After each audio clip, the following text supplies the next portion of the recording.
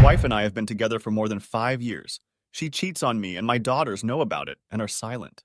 I am 26 years old and I've been with my fiancé, Henry, for 5 years now. I never imagined that what should have been the happiest chapter of my life, planning my wedding, would be steeped in so much tension. Yet here I am, torn between my love for Henry and the strain his family dynamics bring to our relationship. Henry is 10 years my senior.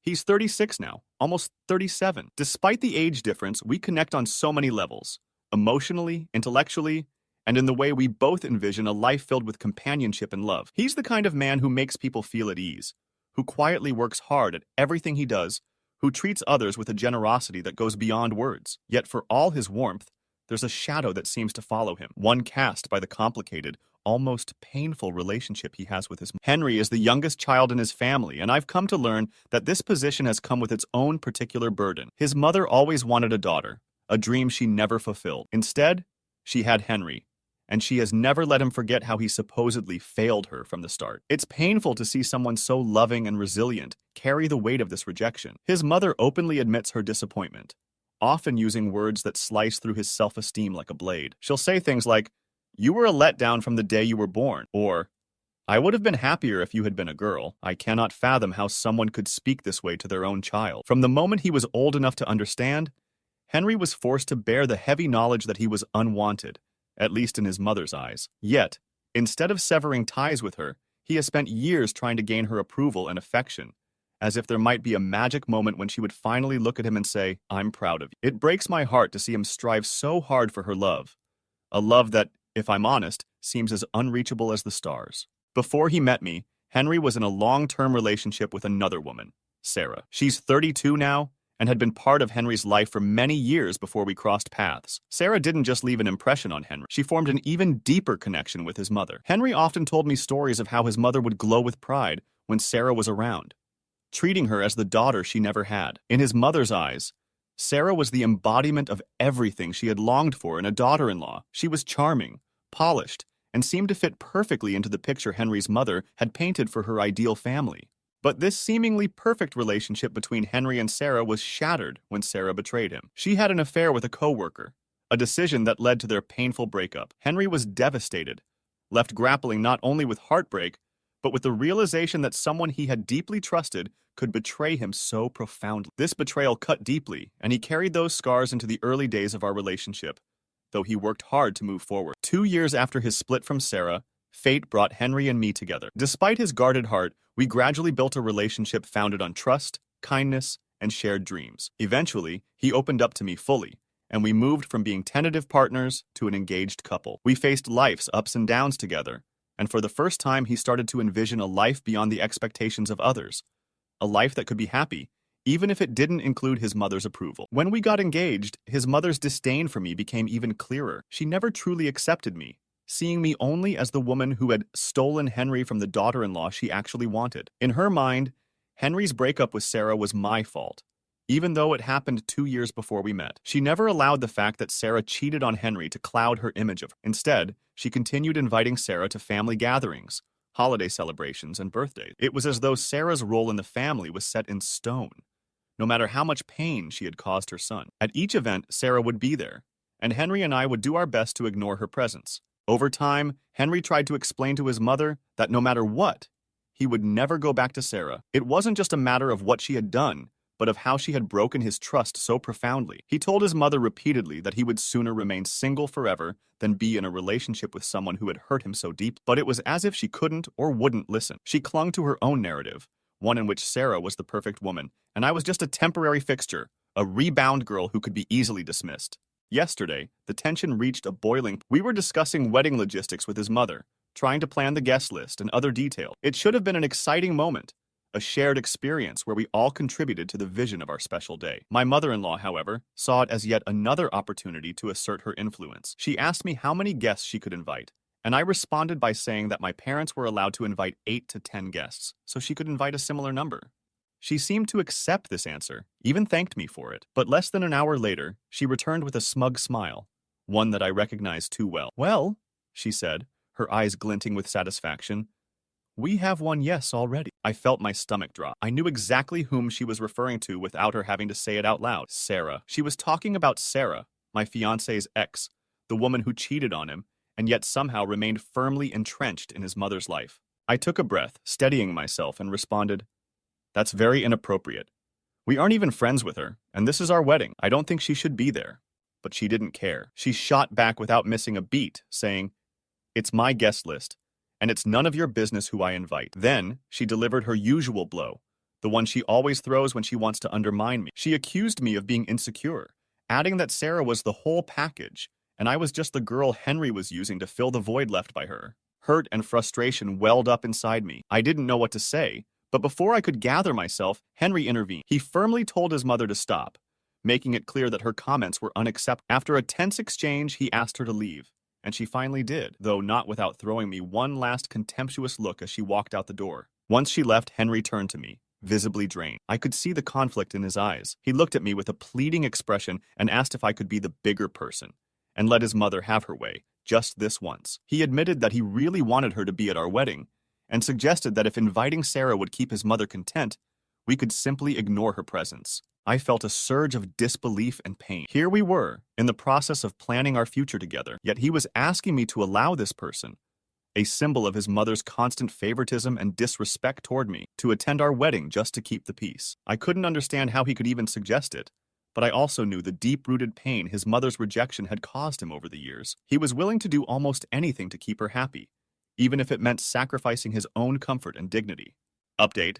Thank you so much for all the comments and messages I received. Your support has helped me gather my thoughts and stay grounded through this complicated, often heartbreaking journey. I decided to have a calm, honest conversation with Henry. It felt long overdue, and I knew that if we were going to have any hope of a future together, he needed to understand how profoundly his mother's actions, and his responses to them, were affecting me. I sat Henry down, and in as measured a tone as I could manage, I explained the deep hurt I felt from his mother's words and acts. I started by telling him that while I could accept not being his mother's favorite, I couldn't accept the blatant disrespect she continually showed me. It wasn't just a matter of her not liking me or preferring his ex. It went beyond that. She actively brought his ex into our lives, almost as though she was trying to erase my presence. The fact that she invited his ex to every family event, even to our wedding, was hurtful enough, but her frequent comments that I was just a temporary or replacement partner cut deep. I told him how isolating it was to be constantly pitted against his past, as if my presence was some inconvenience everyone had to tolerate. Henry listened quietly as I continued, his eyes showing hints of recognition, and he nodded slowly. When I brought up the times I felt his mother and Sarah deliberately tried to belittle me in front of the family, he looked away, almost as if he were ashamed. I can't control who she associates with, Henry, but it's so blatantly disrespectful for her to bring Sarah to every family event, and I can't understand why she thinks it's appropriate. To my relief, Henry acknowledged how hurtful his mother's actions must be. He admitted that he understood, on some level, what I was going through. But instead of offering a solution, he sighed and said, "That's just how she is." Those words hit me like a wall. I could feel a mix of frustration and sadness building up inside me. I realized that this was exactly the problem. Henry had become so accustomed to his mother's hurtful behavior that he had learned to accept it as unchangeable, even inevitable. But for me, it was too much. This wasn't the life I wanted. This wasn't the wedding day I had dreamed of. I told him, in the calmest voice I could muster, that maybe we should just cancel the wedding for now. I couldn't bear the idea of our special day being clouded by her negativity. I wanted our wedding day to be about us, about love, joy, and unity. But with his mother's current behavior, it was clear that it would be anything but. I explained that unless he was willing to set some boundaries with her, I wouldn't go through with the wedding. I couldn't marry a man who would let his mother trample over us, over what should be one of the happiest days of our lives, simply because that's just how she is. I was firm in my resolve and told him that I wouldn't marry him until he could show me that our relationship was a priority for him, more so than appeasing his mother's whims. Henry looked down, his fingers nervously picking at the edge of the table. After a moment, he began speaking slowly, as if choosing his words carefully. He told me about his mother's struggles raising him and his brother as a single mom. He described the sacrifices she made to provide for them, the hardships she endured, and how he felt indebted to her. I could see the deep-seated guilt he carried, the sense of obligation that seemed to keep him chained to her emotional needs, even at his own expense. "I know she's difficult," he said softly, "but I can't cut her out of my life, not after everything she's done for me and my brother." I nodded, understanding his loyalty, but unable to ignore the damage it was causing. I told him gently that while I respected his gratitude for his mother, he didn't need to tolerate toxic behavior. I suggested that therapy might help him see the patterns he was trapped in, to understand that he could still love and appreciate his mother without allowing her to control his life. I hoped that with some guidance, he might realize how abusive and damaging this dynamic was, not just for us, but for him as well. I also made it clear that, for my own well-being, I would be going no contact with his mother. I couldn't keep subjecting myself to her disdain and disrespect, and I wouldn't attend any more family gatherings if she was going to treat me like an outsider. Henry fell silent for a long time, staring at the floor, lost in thought. Then, in a move that surprised me, he picked up his phone and called his mother. He put her on speakerphone, and I braced myself, unsure of what he was planning to say. After a few rings, she answered, her tone bright and curious, perhaps hoping for a friendly chat with her beloved son. But Henry's voice was calm and firm as he spoke. "Mom," he began, "we're canceling the wedding." He paused, allowing the words to sink in, and the silence that followed was thick with tension. Almost immediately, she began ranting, clearly thrilled. She took his statement as an announcement that he was finally breaking off our engagement, doing the right thing by dumping that, as she so affectionately put it. She didn't hold back, calling me insecure, controlling, and asserting that I was the reason for his miserable life. "Mom, stop!" Henry interrupted, his voice loud and strained. But she didn't care. She continued to unload, seeming almost jubilant in her outburst. It was as if she had been waiting for this moment, believing that once I was out of the picture, everything would return to the way she wanted it. As she continued, Henry's face twisted with frustration, and he finally managed to cut her off. "Mom," he said firmly, "we are not breaking up. She's right here, listening to everything you're saying." The realization hit her, and there was a moment of stunned silence on the other end. Then, her voice returned, now sharper, angrier. "That manipulative little set me up!" she shrieked, her voice dripping with resentment. She accused me of trying to drive a wedge between her and Henry, of orchestrating some elaborate scheme to ruin their bond. Henry's expression shifted to one of weary resignation, and he finally told her, "Mom, I need some time to think. It's best if we don't speak for a while. Please give me some space." He ended the call, leaving her mid-rant. As the call disconnected, the silence in the room felt heavy, suffocating. Neither of us spoke for a long time. It's 6 in the morning, and I've been crying through the night, the pain sharp and relentless. I wanted to be with someone who would protect our relationship, who would stand beside me against the forces that tried to tear us apart. Instead, here I am, brokenhearted, knowing that Henry has chosen his mother and his past over me. The events of yesterday replay in my mind like a bad dream, a series of moments I never imagined would be part of our story. I had tried reaching out to Henry throughout the day, sending text after text, trying to understand what was going on and why he was being so distant. I waited and worried, but he left my messages unanswered. As the hours stretched on, I grew more anxious, unable to shake the gnawing feeling that something was terribly wrong. Late in the evening, desperate for some kind of reassurance, I texted his brother, hoping he might know where Henry was. I asked if everything was okay, trying to keep my message casual despite the worry bubbling inside me. His brother replied, "Yeah, he left about 2 hours ago to give his ex a ride home and then come back." The words sent a cold shock through my body. I asked, "His ex was there?" But his brother didn't respond. That one simple sentence had cracked open a flood of doubts and insecurities. I tried to dismiss them, telling myself that it didn't mean anything, that he was just being kind, that I had nothing to worry about. But deep down, I couldn't ignore the unease settling in. When he finally came home, I could tell right away that something had changed. He looked exhausted, like he was carrying the weight of a difficult decision. He didn't say much, just told me we needed to talk and gestured for me to sit down. I felt my pulse quicken, a mixture of dread and hope swirling inside. Maybe he was finally going to take a stand with me, to reaffirm our commitment, to tell me that our love was worth fighting for. But as he began to speak, my hopes crumbled. "I've thought about our situation," he said slowly, his voice sounding foreign, detached, "and I think we should end it." He looked at me, but his gaze was empty, as if he'd already made up his mind and nothing I could say would change it. I was stunned, the words hitting me like a punch to the chest. "What? Henry, we're engaged! We're planning a life together!" He shook his head, avoiding my eyes. "Today, I spent time with my family, even with my mom and Sarah." He paused, and I felt my heart drop. "They all told me that you going no contact with my mom was going to make things really awkward. They said they'd be stuck in the middle, and it would just add tension to everything." I tried to speak, to remind him of everything his mother had put us through, of the hurt she had caused, but he continued, me off. "When you weren't there today, I actually enjoyed myself. There was no tension, no arguing. I didn't have to worry about you being upset. It felt easier." The sting of his words was sharp and unmistakable. He was telling me, in so many words, that I was the source of his stress, that my absence made his life simpler. I wanted to scream, to tell him that his family had manipulated him, that they had turned him against me, but I bit back my words, trying to keep my voice steady. Why did it take you 2 hours to drop off your ex? I asked quietly, the question slipping out before I could stop myself. Did you sleep with her? He looked at me, his face twisting with frustration. You're being ridiculous.